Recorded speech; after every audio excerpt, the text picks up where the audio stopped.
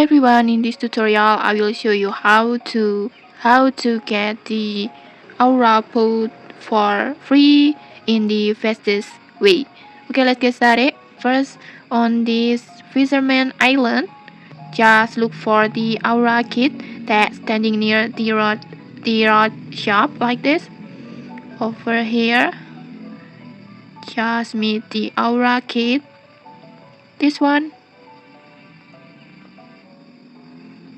And then just tap on start the quest like this.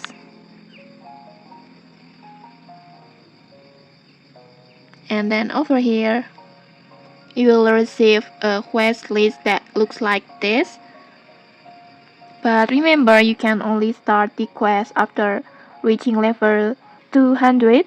So if you are below level 200, just keep fishing until you reach it.